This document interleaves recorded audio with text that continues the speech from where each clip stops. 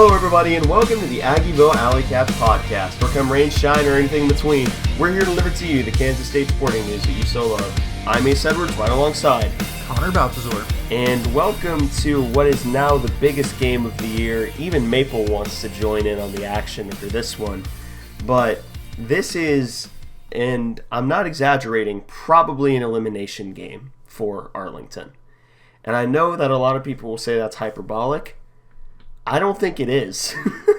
I think this is functionally an elimination game between K-State and Texas to figure out who's in the driver's seat, who controls their own destiny in order to compete for a Big 12 championship down in Arlington. So we've established this game has stakes. Connor, do you want to go in their stats from last year? Yeah. So last year they went 8-5 and had a 6-3 conference record. Their offense was electric pretty much the entire season. 2,446 rushing yards at 5.2 per attempt and 29 touchdowns on the ground. And then 3,138 passing yards, 7.75 per attempt, completing 61.2% of their passes, 22 touchdowns to 7 picks. Third down percentage of 38.79%. Then a red zone percentage of scoring 90% of the time and getting a touchdown 62% of the time. Only allowed 19 sacks throughout the year. Scored 34.46 points per game for a total of 448 points for. Yeah, so really good offense, top to bottom. Like there's no one area that you can really point to that isn't great, except for maybe third down percentage, which is just above average. But on defense, they weren't bad either, only giving up 21.62 points per game, 281 total points against. Their pass defense wasn't great in terms of yardage, 3,155, 18 passing touchdowns, 1,634 rushing yards against, 14 rushing touchdowns, a red zone scoring percentage of 78%, and a touchdown percentage of 51%, 10 picks, 10 fumbles forced, 27 sacks, and a turnover differential of +2. So just looking at the stats there, they gave up a lot of yards through the air, yes, but where they really clamped down was in the red zone. And Connor, you know the old adage for giving up a lot of yards but not giving up things in the red zone. Yep, bend don't break. Don't break. That was their motto last year. But yeah, they were a really, really good team last year that just couldn't get out of their own way more than anything. And that and Quinn Ewers was still a young quarterback who had obvious arm talent. That was kind of how we evaluated him last year, was that he had the best arm talent out of anyone that we would have faced by far. And that would have been the same this year, but he's injured. So not going to be as big of an issue at this point. Yeah, you have the returners as well. Which the number one returner would have been Quinn Ewers, but again, he's injured. So we won't be seeing him. So that leaves Xavier Worthy as the top returner. And he definitely is just as notable as Ewers. He's been Texas's number one receiver for, I think this is his third season now. Yep. As pretty much being that guy. He's just really, really good at everything. I think he's the best receiver in the conference, and it's not super close. Well, maybe close with the guy who they added, but... Yeah, and that A.D. Mitchell from Georgia, who they added, he's pretty notable as well. Those two guys on their own are the top two receivers in the conference, most likely. Jatavian Sanders, the tight end, I don't know if he played in our game last year. He did. Okay. He was relatively quiet, but he played. Yeah. But Jatavian Sanders, super, super, super athletic tight end. Most draft boards have him as the number 2 tight end, and some have even started putting him at number 1 with Brock Bowers of Georgia getting hurt. So Jatavian Sanders really highly thought of. Jalen Ford, linebacker, he's back. Some people thought that he should have been the Defensive Player of the Year in the conference last year instead of Felix. I don't really I understand why people think that. I agree with the pick, not biased at all, but I understand why people thought that.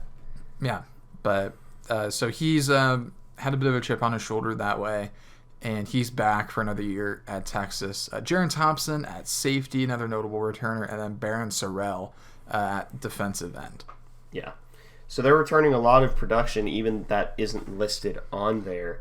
But they're also losing quite a few pieces from last year as well, including probably most importantly, Bijan Robinson, who was a first-round pick, running back to the Falcons. I believe he went like number 8 overall, which is ridiculous for a running back.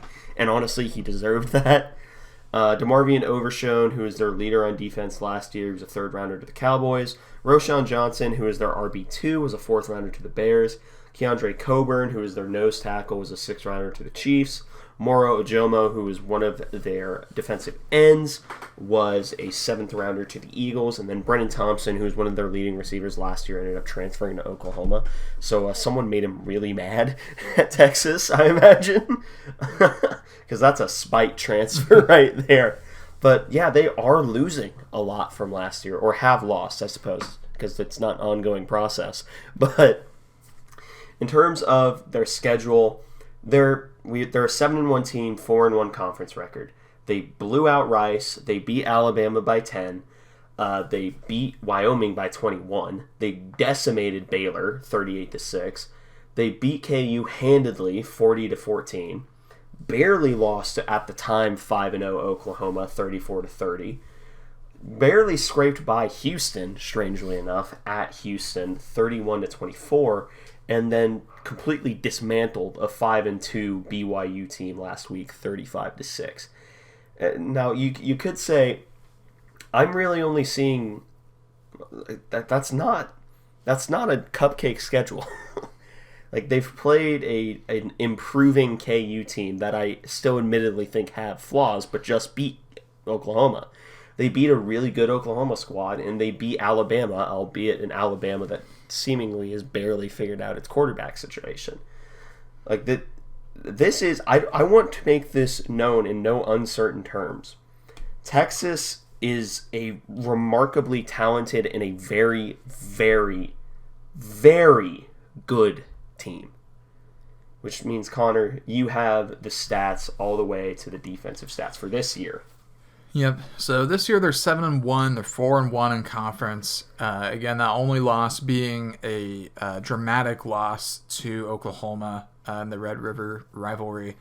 They have 1,440 rushing yards on the year at 4.7 yards per attempt. So they have not missed a beat really for the most part from losing both Bijan Robinson and Roshan Johnson. We'll get into that a little later.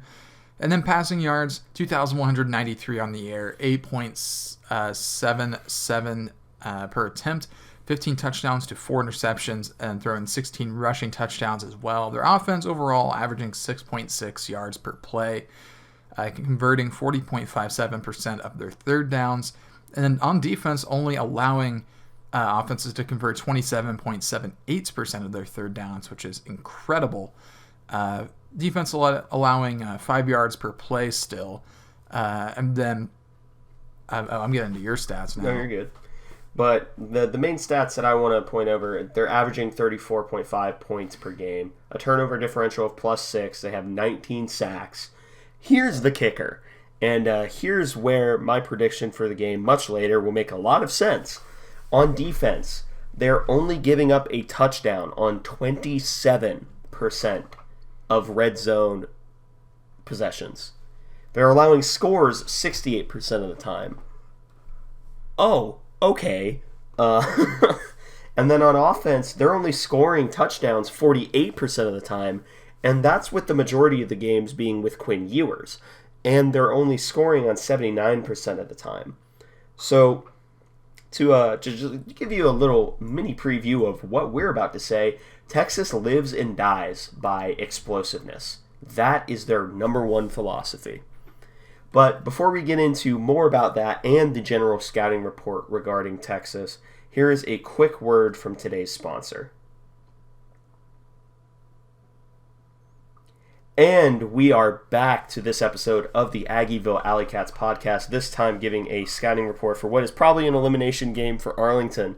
Before we get into this, I just wanted to say, if you're enjoying all these episodes we do, please be sure to leave a review, leave whatever review you feel necessary, preferably 5 stars. That would make us happy.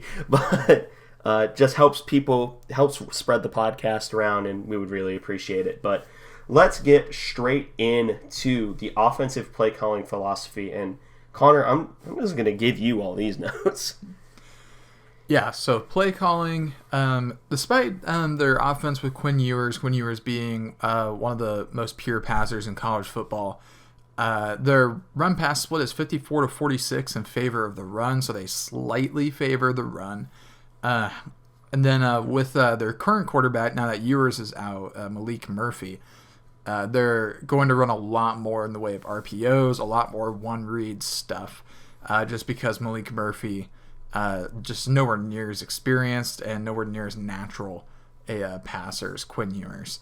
And then in the running game, they want to get their linemen moving laterally, but not necessarily always in pin and pull. They do like to run GT counter, which Ace does not like, but they'll also run some traditional zone.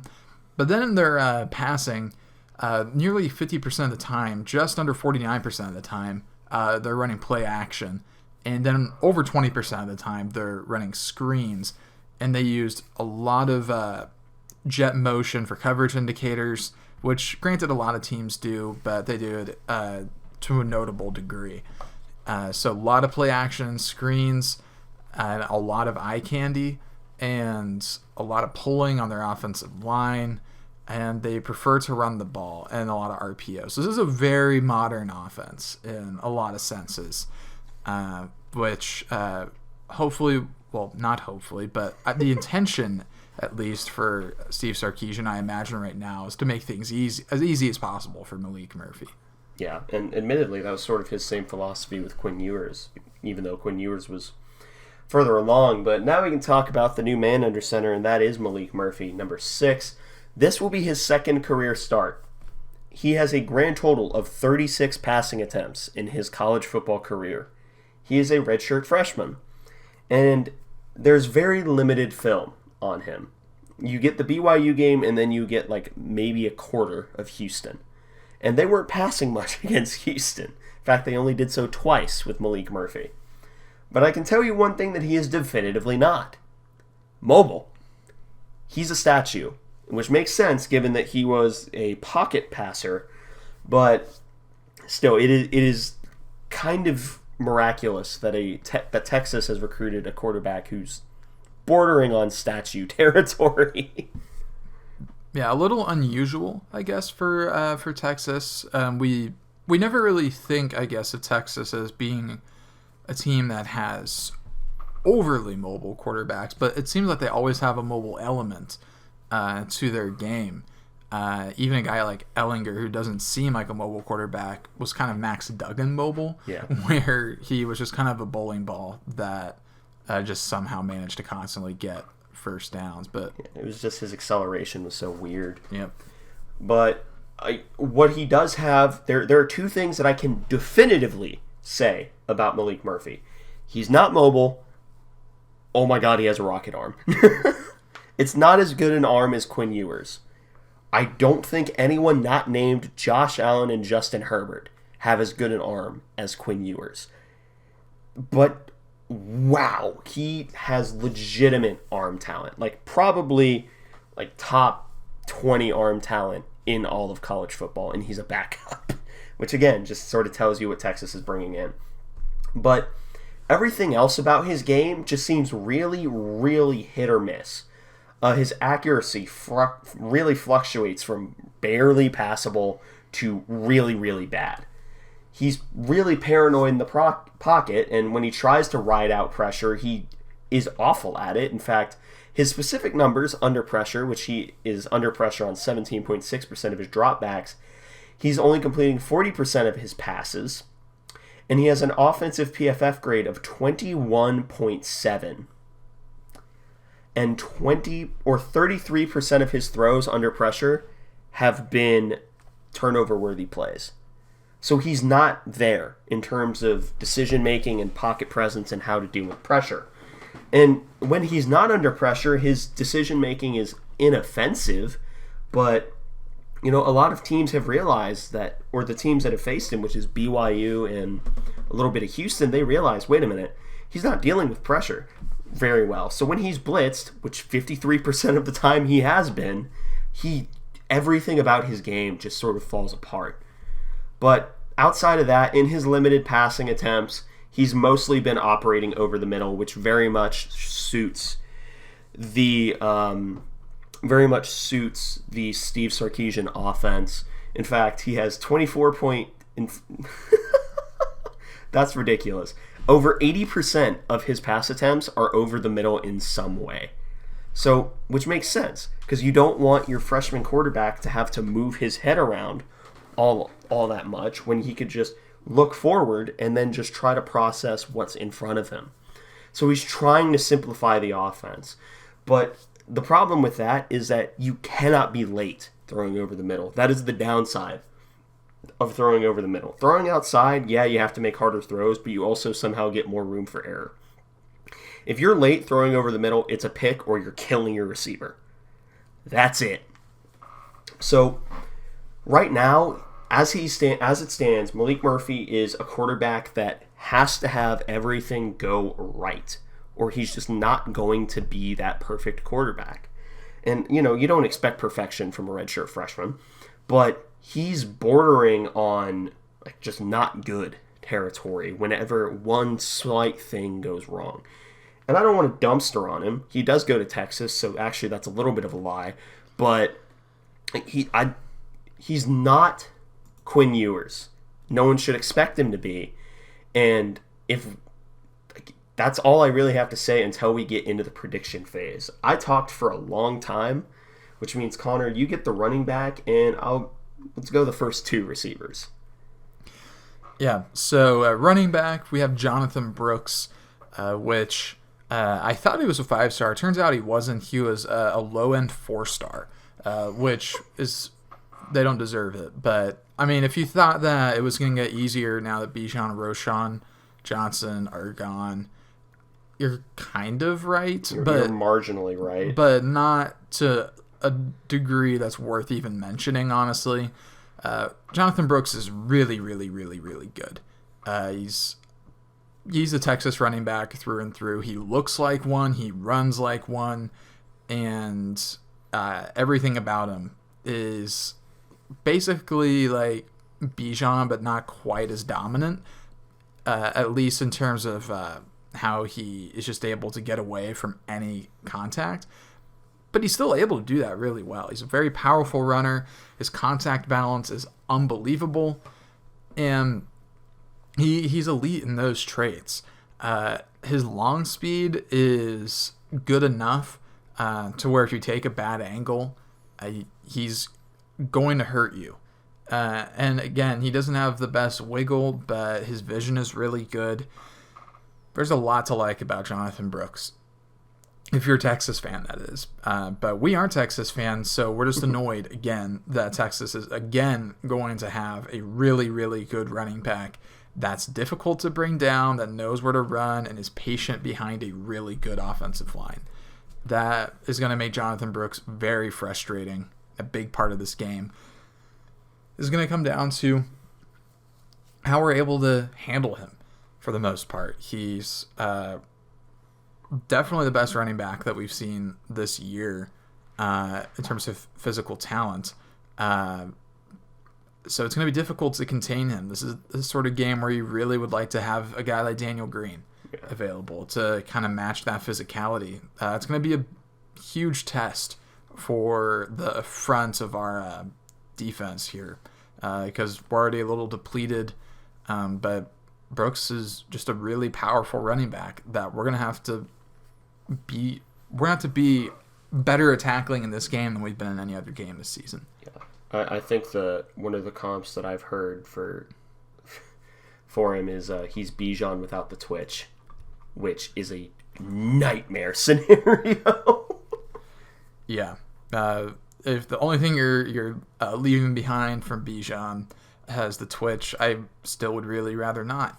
But Brooks, he will run just about anywhere except off tackle. He'll still run off the ends and some outside zone, but the off tackle and off guard are kind of where he's least comfortable. He likes running either right up the middle or off the tight end way to the outside on a outside zone. That's where he's most comfortable. But he'll still run everywhere. He's got double-digit attempts in every hole on the offense, so he's still willing to do all of that. And his average yards per carry his worst is 3.9, and that's middle left. And a lot of that's probably just A-gap power goal line scenarios. Yeah. So your average is just going to be worse there. Not happy about his middle right, where he's averaging over 10 yards per carry right up the middle, just off the center's right hip. That is concerning. We're going to need Uso to really step up in a big way in order to avoid getting exposed there. But yeah, he's just a really good running back. Yep, indeed he is. But we also have the receivers, which, spoilers, doesn't get easier. Yep. So we'll start with Adonai or A.D. Mitchell, transferred in from Georgia. He had a touchdown reception in the national title last year. He didn't play most of last season. I think he was hurt for a lot of it, which I don't know why I mentioned him getting a touchdown in the national title. I think about everybody for Georgia did, but he's really, really good. He's going to be an all Big 12 receiver, and he's huge as well. He's 6'4", 196, but the way he plays, you wouldn't always guess it because he's just a remarkably talented individual. And a lot about that, about how big he is, that makes him a really good running mate to Xavier Worthy, just because he's able to just do some unique things with the ball. And if you're hoping that you can get away from him in different ways, if you're hoping that you can not worry about covering him in certain areas of the field, kind of can't. At least in terms of distances, his lowest PFF grade is an 80.4 behind the line of scrimmage, which he hardly ever gets targeted there, so it doesn't even matter. Everything else is an 83 plus. His intermediate game, he's got a 95.8 grade there. He's got 20 targets and 16 receptions, 4 touchdowns, 230 yards in the 10 to 19 yard range. And no drops. Not a single drop. That is horrifying. So it's going to be difficult for us to cover him. This is the type of guy that you need Will Lee, really. That's kind of our best way to erase him. Jacob Parrish probably doesn't have the size to take on A.D. Mitchell. And I don't really want Keenan Garber up against him either. God, no. So I think you have to get Will Lee here. And that's your best shot. Just kind of cross your fingers. But, yeah, A.D. Mitchell is going to be good wherever you throw him the ball. He hasn't and he's had 9 targets deep. Only 3 receptions, but he's got 2 touchdowns. So it's high efficiency there at the very least, 33 yards per reception when we get there. Only 1 drop on the year as well, at least 1 charted drop, and that was a short ball. But I don't know what else to say about him, really. A.D. Mitchell is going to be a massive, massive problem for our secondary, and he's not even their best receiver. And that's the scariest part. Yeah, nope, that's the worst part, because he's probably not even close to their best receiver, and their best receiver has been there for 3 years, and it's getting to the point where it's annoying me. Yeah. Xavier Worthy, he is an elite receiver in every sense of the word. He'll be a first-round pick. He's a 6'1", 172 guy. He is extremely dangerous as a receiver, but he just had a punt return touchdown last week, too, against BYU. So they'll move him all around and use him in different ways. So we're going to have to be careful punting to him as well. It's just another area where Texas is going to try and get an advantage, is putting some of their best players on special teams. But there's he's incredible. He's an unbelievable receiver. 10 plus targets at every depth, according to PFF. 90 plus grades in the intermediate and deep. His only lower grade, I say that is still well above average. It's a 76.3 in the short game. He has 4 drops in the short game, but no drops anywhere else, yeah. Including a total of 10 contested catches everywhere. Yep. I'm struggling to think of the words, but he's unbelievable. If Xavier Worthy was on K-State, we'd be undefeated right now. Yeah. I'll put it like that. He's incredible over the middle. He's really great at pretty much everything short. They don't target him much short left or right, but short center and anything behind the line of scrimmage, he's pretty quality. Intermediate center, he just will eat the defense alive. And then deep, he's really quality too. I mean, he can do everything. He can go anywhere on the field and be a threat. They still like to work him over the middle just because that's where a lot of Texas offense works.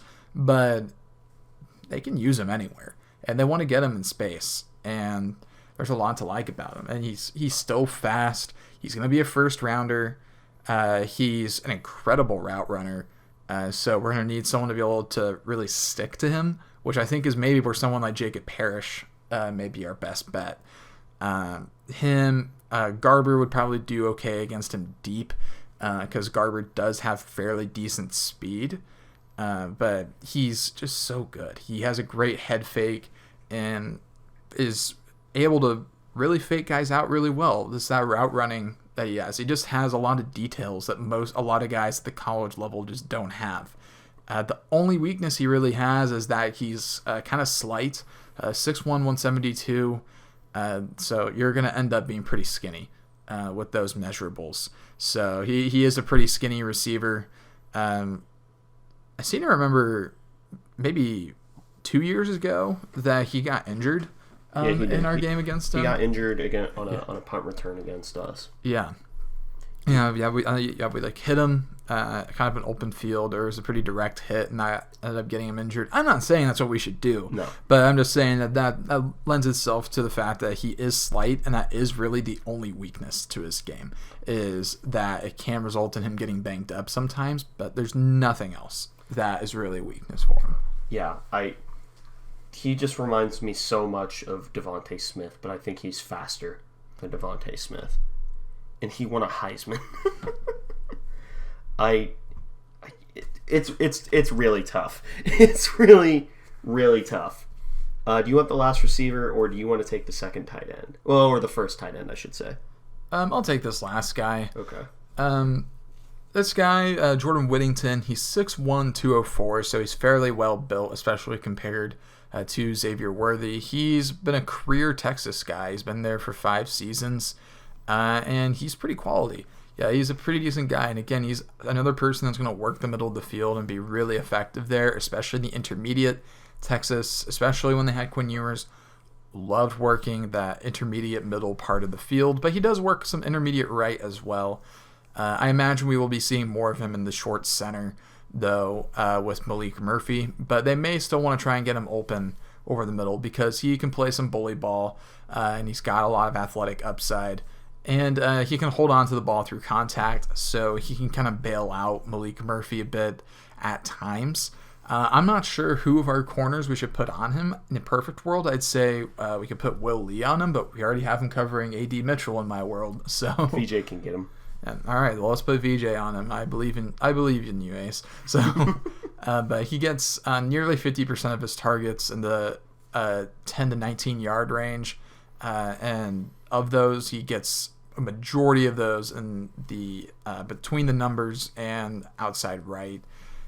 He gets some work in the short center too, but yeah, he's just a really physical contested catch guy. Notably, not a single target deep. Yeah, so doesn't go deep much ever, at least. At the very least, he's not been targeted deep, I guess is maybe the way we should put it. But that's hopefully good news for us. We can worry about at least one less person for the most part, but we'll see. Yeah, we say that Jatavian Sanders is still on this team, which is their tight end. We mentioned that he's the consensus number 2 tight end, one spot in front of Ben Sinnott. There's just no reason why he should be as athletic as he is. There's no good reason for it. He's basically a receiver who happens to play tight end because he's freakishly, like, he's 6'4", 243. Like, he just happens to play tight end because he's that size. And he uses that size to just shield off and wall off defenders in contested catch situations. And literally his only weakness is that he doesn't have the greatest long speed, and he's not the best run blocker, which makes sense because he's mostly a move tight end and mostly like a receiving tight end.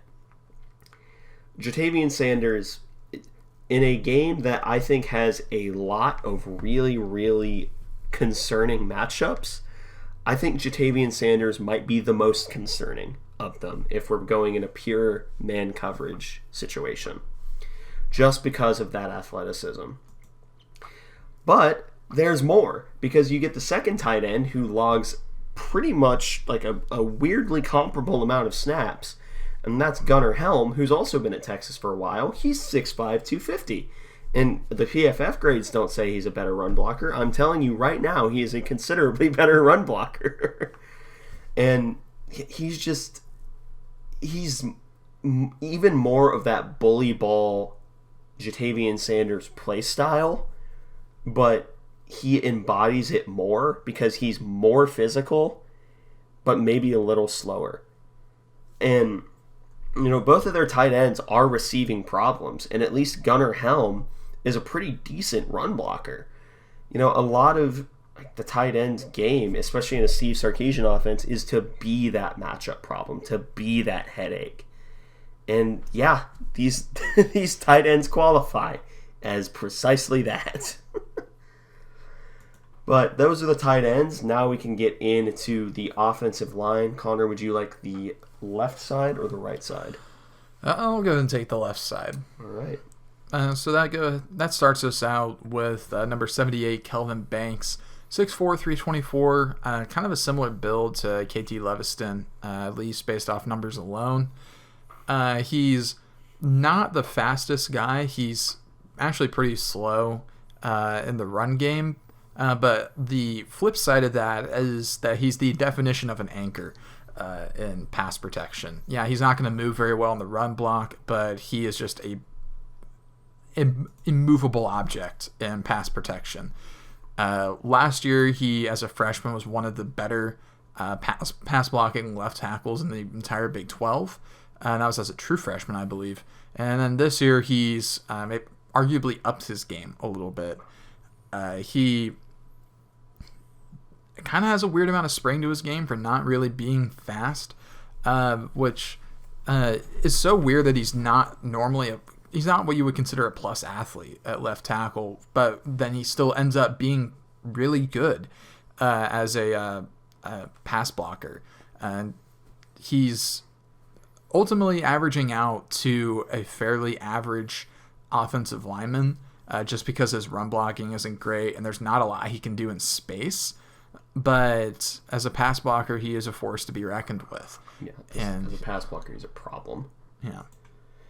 But I mean that in he's a problem for other teams. He's quite a boon for Texas. Yeah, and that takes us to the left guard, Hayden Connor, number 76. He's 6'5", 320 pounds. He's been here for now 3 years, and is in his second year starting, or at the very least getting starting snaps.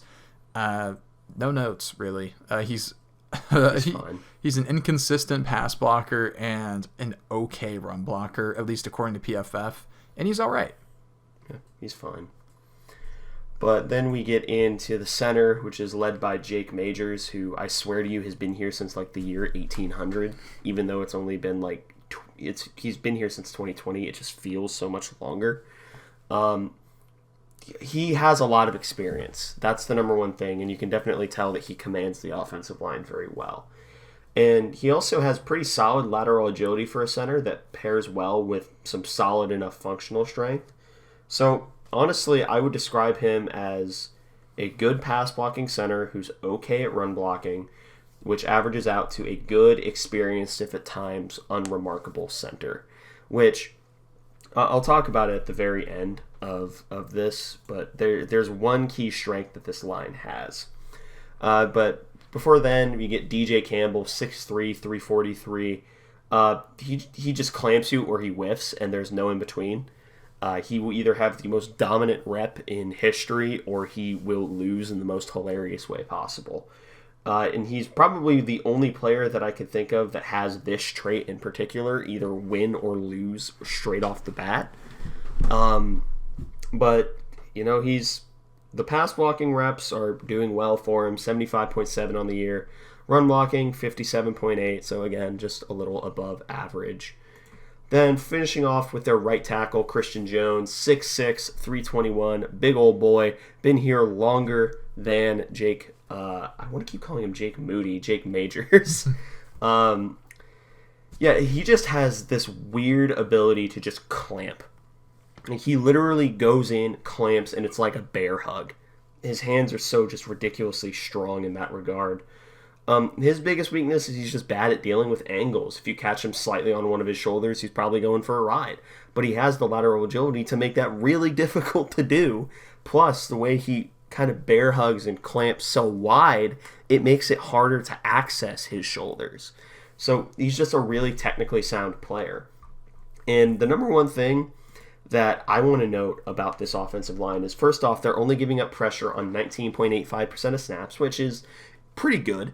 But the big thing with them is just they refuse to have more than one lineman at a time fail at once, which means that they're always going to have an escape route, whether in the passing or running game. And I think that is the most frustrating part about this offensive line, is you can win a rep. Like, a guy can win their rep against, say, Kelvin Banks, but it doesn't matter because Hayden Connor is right there to pick it up. Like, they're so cohesive as a unit, and that's what makes them so difficult to play against. Yeah, that's why they only give up pressure on less than 20% of their snaps. Yeah. Because of how good of a unit they are collectively. Yep. But now we can talk about their defense. Connor, you have the initial notes. Yep. So overall, they're running 4-2-5 with a walked-up edge player. So kind of sort of similar to what we did in 2020 with Wyatt Hubert, except I imagine their edge player is a little bit more versatile than Wyatt Hubert. They do sometimes play a similar 3-3-5 to Oklahoma State.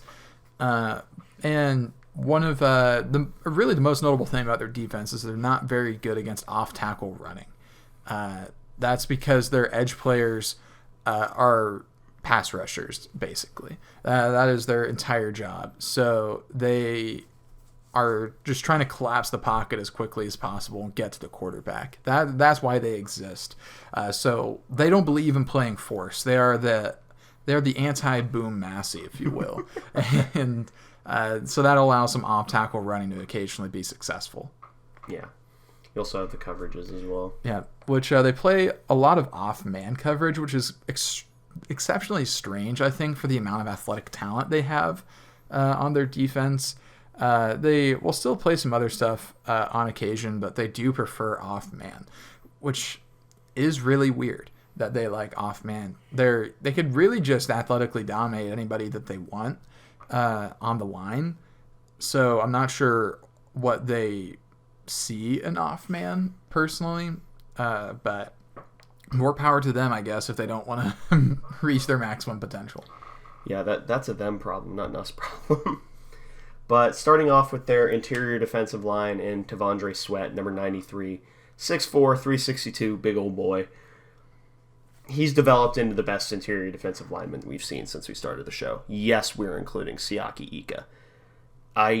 He just doesn't have any weaknesses. He has the strength to not move when punched in the running game, so he has tree stump strength. He has the athleticism to somehow take up multiple gaps when he's attacking one side of the offensive lineman. He can just go to the other side at will, and he's just a freak athlete who can do everything you ask him to do. He can push the pocket, he can rush the passer, he can defend the run, and all in all, he can just be a game wrecker. Siaki Ika, at least, he wouldn't very often win instantly. T'Vondre Sweat has the ability to win a pass rush rep instantly as a nose tackle. And he has 9 quarterback hurries as a nose tackle and 2 batted balls as a nose tackle. I think we should also add as a 362-pound nose tackle. Yeah. So whoever blocks T'Vondre Sweat is not going to have a very pleasant experience. Because he has a 91.7 PFF grade, 91.3 run defense grade, and an 86.1 pass rush grade, with 13 total pressures on the year. What? It's really not fair. It's not. If you ask me, at least. I don't think it's fair that Texas should constantly just corner the market on a gigantic interior defensive lineman along with Georgia. I think that Congress needs to do something about it. They need to intervene. But the other interior defensive guy can be just as dominant, though he hasn't shown that consistency, and that's Byron Murphy II. He just really likes playing from a slanted alignment, which what I mean by that is, normally you play head up to a guard. He will, his hand will be in front of the guard, but his body will be facing towards his head will be faced towards the center. And the goal is to just get easy and cheap leverage to one direction and shove a guard into the center to just destroy everything. It's a really good counter to counters, funnily enough, in an inside zone going that way. And he's strong enough to make it work with some consistency, though it's not like an every down thing. He's not as much of a game wrecker. But he does have a really good rip move, and then he just lets the rep ride out, and suddenly he's near the quarterback. I'm not joking when, I will see him begin a rep, take his first step, and then 2 seconds will pass, and he's just suddenly there. There's a gap of 2 seconds where he fades out of this realm and just is somehow rushing the passer in that time. But he grades out really well on PFF too. 84.6 total defensive grades, 72.9 in the run defense, and the 84.2 pass rush. With 20 total pressures, 3 sacks, 3 hits, 14 hurries. He's averaging, he's had, in every game that he's had a hurry, he's had at least 2. And that is the exception where he's gotten 3. Although he didn't get any hurries against Wyoming, Baylor, or KU, funnily enough. But, their interior defensive line, it's nasty. It's a nasty group. I can't lie to you. They're gross. Yeah, don't like that very much at all, if you ask me. But that takes us to the edge players. We'll start with number 88, Barron Sorrell. Another guy that's been at Texas for a little while, another guy in his second year starting. That's a common theme. There's a lot of experience players on this team and a lot of guys that have been around Texas for a while. But the thing with Barron Sorrell, he wants to be a really big and nasty power rusher that knocks people over. He wants to be that type of power rusher, but that's not who he is. He's 6'4", 261, so he's not a small person, but he's not the rusher he thinks that he is. But despite that does give him a really good motor. He's relentless, and he's still someone that we need to watch out for. He will continue to fight even though that power rush doesn't always work the way he wants it to. So he eventually does get to the quarterback. He's got 21 pressures on the year and 14 hurries. Only 2 sacks, but don't let that fool you. He's still a really dangerous pass rusher. Yeah, and then you get his running mate. Yep. Ethan Burke is the other guy, 6'6", 257. This is his first year as a starter. He did not play, though, against BYU. Was called week to week by Steve Sarkisian, so might see him, might not. Most likely situation sounds like he may be on a snap count, maybe. But he's the complement to Barron. He's a more finesse-based rusher. That's the type of guy that he is. He's not going to be the power rusher guy, which if I was 6'6", 257, I'd probably want to go finesse as well. I'd imagine he carries with him very long arms.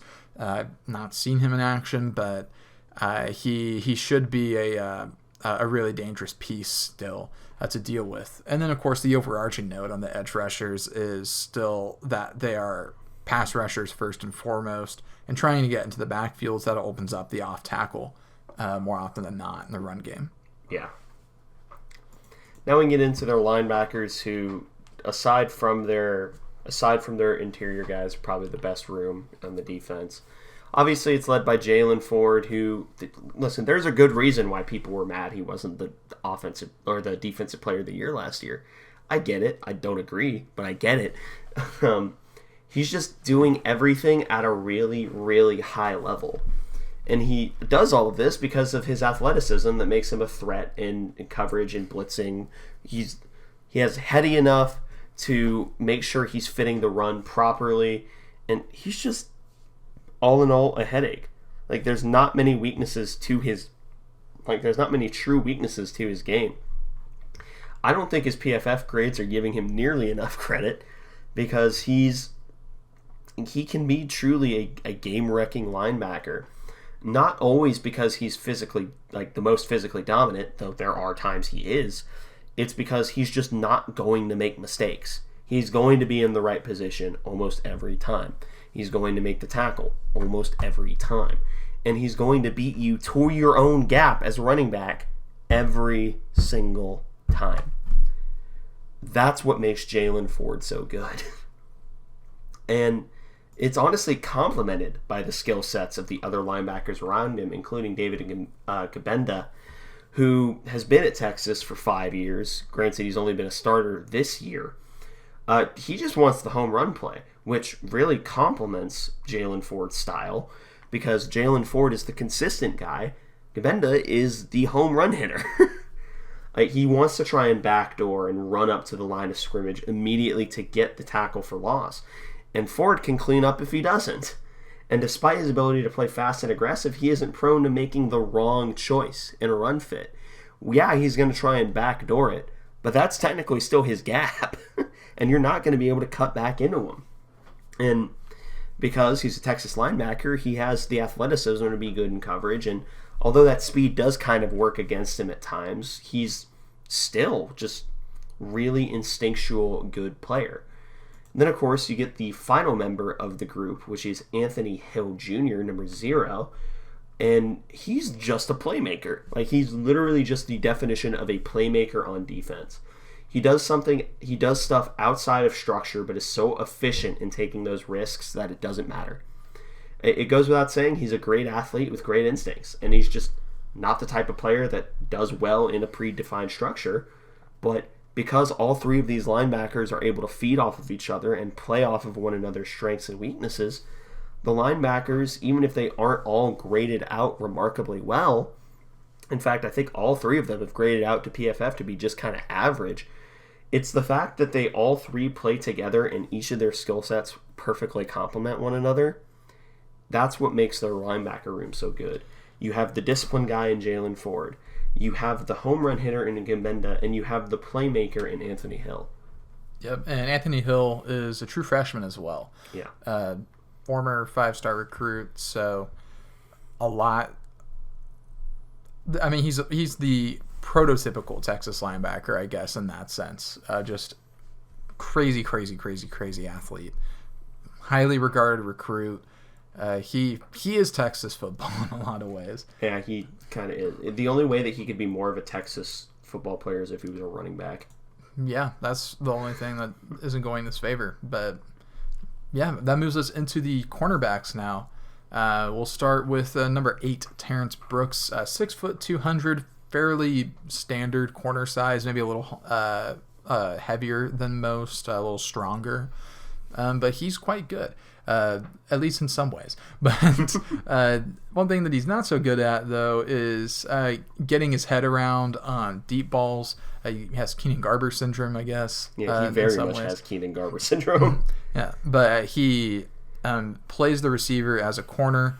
But given that they're an off-man team, he is still good at sticking to his man as closely as possible. So he plays this assignment pretty well. And he's been mostly average all year, but at least PFF says he's coming off his best game of the season against BYU. Although a lot of people for Texas are coming off their best game of the season against BYU. Yeah. Because BYU may have been the worst 5-2 team in history in the Power 5. But he's quite good as Terrence Brooks, at least in man.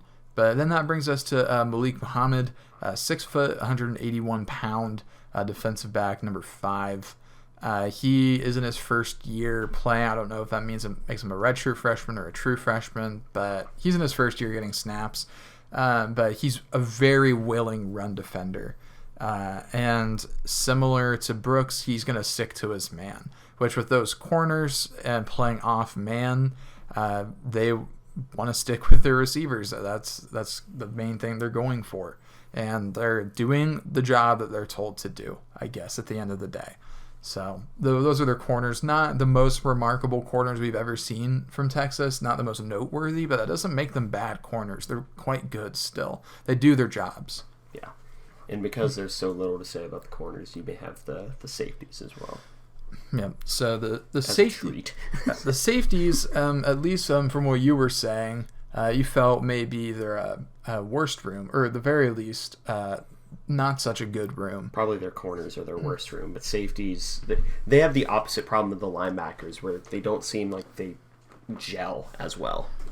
Yeah. The safeties this year have been, I guess we could just stretch that to the defensive backfield as a whole. Their DBs have not been the absolute greatest this year, especially not for what you would expect from a Texas squad.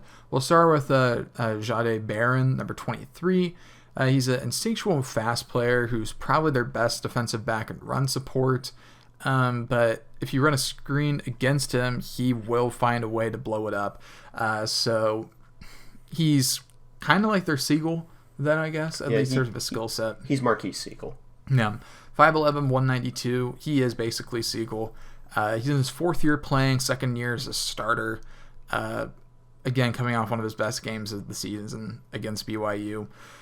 And he grades fairly well. Defensively, 81 grade on the year, 84 grade in coverage, run defense grade of 72, and tackling is 77.2. He's a good safety. Yeah. That takes us to Jaron Thompson then, 6 foot 191, number 28. He has the instincts to be good in coverage, but his speed is what makes him not quite the perfect center fielder, at least for what Texas would like. But he is still, at the end of the day, he's their center fielder. That's his role. He plays deep zones and makes sure that things don't get completed deep. So his role is at odds with his athleticism, but he's still fairly decent in some ways. The one knock on his game, at least according to PFF, is tackling, but again, that's not really his main job. Not the best run defender either, but he's mainly existing to play deep coverage. That's what he's there for. So he's completing that job well enough, according to PFF. 78.2 coverage grade on the year. But all in all, he's a solid safety. A third-year starter for Texas. Been around the block. He's very experienced. Yeah. That brings us to the last safety, Derek Williams Jr., number 2. He's 6'2", 191, so he has the most size out of the group. But there's not a lot to say about him. He's just kind of an okay safety. He's average. He's a good tackler, and he's just kind of fine at everything else that he does. He's mostly an unremarkable player, really. Yeah, that's pretty much how I would describe him as well, as unremarkable. So now we can talk about the stories to watch going into this game, and there are a lot of them, which we'll talk about obviously now, but then we'll sort of give our holistic thoughts afterwards. First off, what's the game plan to defend against the explosive plays of Texas? Well, that's a tough one. I think that in obvious passing situations, you need to blitz every single time. Yep. I think that at some point we're going to have some level of trust in our guys on the back end to play some coverage for a little bit. I don't think we can make it through this game without asking them to be able to survive a few man coverage reps without help. I think that one of the best ways to do this is to expect Uso to have a big game. I think Uso is going to be a huge key in this game, and our linebackers have to tackle well. But to get away from the explosive plays, just don't get beat deep, and don't let Xavier Worthy get open over the middle.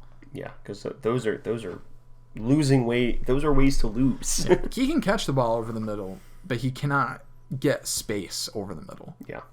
Those are two different things. So, Yep. but then next, what's the game plan to counter the athleticism of Texas?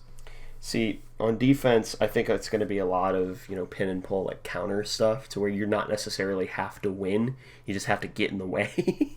You have to have one person win. Hopefully that'll be Cooper Beebe. But you have to have one person win in the running game.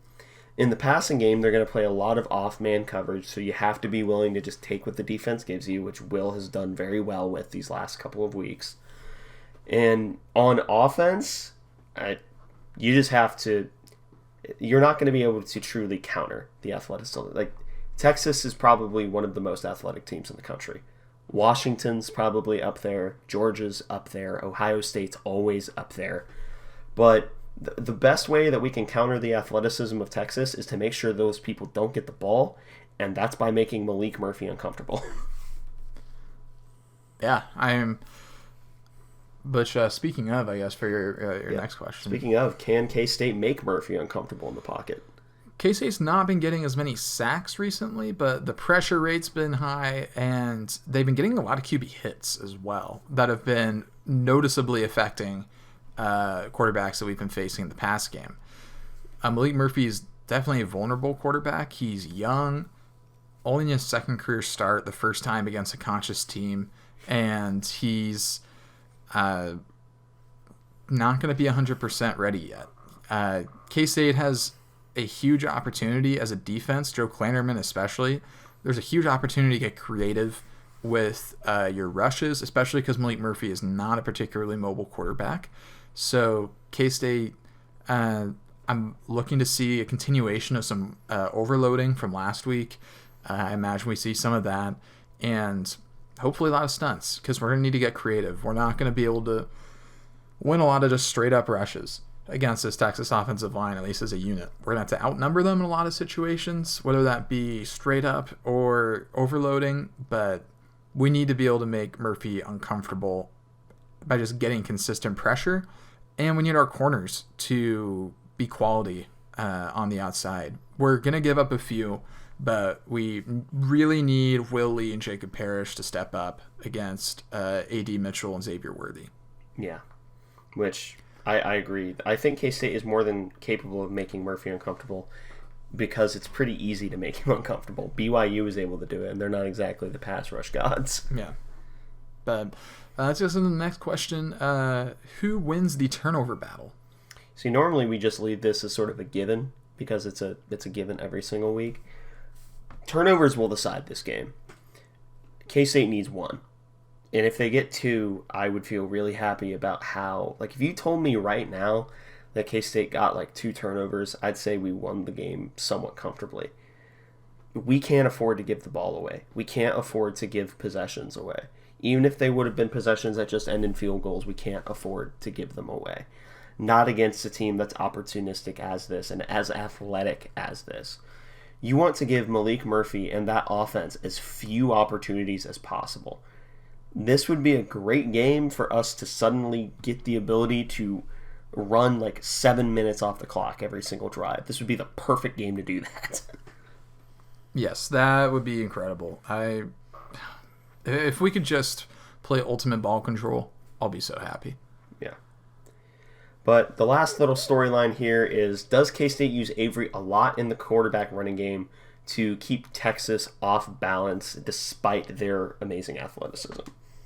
I don't know if it'll be as much as people want, but I think he's going to be a counterpunch, at least a notable amount. I honestly think that we bring him in to pass more than to run. I think that we could get some success from Avery as a passer in this game, just to try and get the box stacked. Because I think bringing in Avery, we've seen the last 2 teams that have faced Avery just completely stack the box and have it, at least for TCU, not really work, and for Houston kind of work, but then he just adjusted and threw the ball. I think that we need to force Texas to stack the box, and if we put in Avery, I think we will, and when that happens, I believe one person can get open. I don't care who it is. there is a human being in K-State's skill position complement that will be able to get open, especially if Texas continues to play off man. We were just talking about this. Slant flats, maybe something to go to here. Slant flats goated. We could roll with that. I'd like to see us return to something we used against Oklahoma State last year, a receiver middle screen with Senate block in the jet motion. That's, I don't know what that's called, but that I think that we could maybe see something with Probably that. just motion smoke. Motion smoke, as I will take credit for that. But I think that there's a big opportunity here for us to use Avery in a way that maybe Texas doesn't expect us to, and it may not be in the way that K-State fans want us to use him, but I think we're going to have to be unconventional with him if we want it to work, because Texas is just so athletic in their front seven that it's just going to be really, really difficult to just run QB power. Now, maybe I'm wrong and we just run QB power with Avery and win by 20. That'd be hilarious. I would actually really accept that and really like that. Yeah, I think if we did that, that's fine. Take back everything I said in that case, but at least as it stands today, I'd like to see us run some RPO with Avery, run some drop back passes with Avery in the game, and take advantage of maybe a lighter defensive backfield. Yeah. Which leads us into projected offensive and defensive MVPs. I'm going to go with Will Howard and Austin Moore. I'm going with DJ Giddens and Uso Seumalo. Good pick. Now, before we get into the score projections here, I think this is going to be an ugly game. I don't think anyone is going to leave this game feeling particularly great, especially given both teams' ability to clamp down in the red zone on defense. I think I don't think it's going to be a rock fight. Let me clarify. I don't think it's going to be a rock fight. Please don't be a rock fight. But this is not going to be an easy game. No elimination game, functionally elimination game in the Big 12 is. That being said, I don't trust Malik Murphy to take Texas to victory against a conscious team that knows how to blitz. I think our offense will have struggles at time. I truly do. I think that we will probably have, if I was guessing, I'd say probably like 50% of our drives are either 3 and outs or only like 1 first down is gotten on those drives. A lot of this sounds like I think we're going to lose. I don't. I genuinely believe that K-State can pull out a victory here. And I think it's going to be a lot on the fact that let me clarify something. If they had Quinn Ewers, I'd probably have us losing by like 10. That's just honesty. But I believe in K-State's ability to pull out a victory with their backs to the wall. I have K-State winning 20-14 in an ugly game. K-State's not beaten Texas since 2016. So I was in high school the last time that K-State beat Texas. I was a junior in high school last time K-State beat Texas. So it has been a while since we beat Texas, much less on the road. Last time on the road, gosh, I would have been like the 5th grade or something, 6th grade maybe. It's been a little bit is the point. But I think that K-State actually can pull this one out. The stars are aligning for a good scenario for K-State. Not a perfect one, but a more winnable scenario than I think we thought would be available. So I have K-State winning this one 28-21. Yeah. This is a game that you take the victory and you get the hell out. You run. Yes. Anything you can get, you just take it.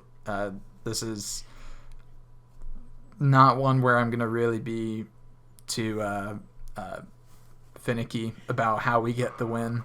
Just win, baby. Just win. Yeah, do you have any final thoughts before we sign off? I'm going to be very nervous this entire week. You haven't started? No, I have been. But I'm going to continue to be. Yeah. We already mentioned how big the game is, but truly this probably is an elimination game for going to Arlington, which, you have to hope that the team knows that and is ready to play with their backs to the wall and play like they have nothing to lose and everything to gain, even though they do have something to lose. But who wants to live forever, right? That pretty much wraps up this episode of the Aggieville Alleycats podcast. Thank you all so much for listening. If you want to follow or contact the show, you can follow us just about anywhere at Aggieville Alleycats. If you want to email us, we're aggievillealleycats@gmail.com. If you want to follow us more personally, I am at ACEdward00. I am at Connor Baltazar, capital C, capital B. And if you want to support the show financially, please be sure to check out the official Aggieville Alleycats merch store, where you can just buy everything to your heart's content if you so desire. Link in our Twitter and podcast bios. But most importantly, thank you all for listening to this episode of the Aggieville Alleycats podcast, where come rain, shine, or anything in between, we're here to deliver to you the Kansas State sporting news that you so love. Stay safe, Alleycats.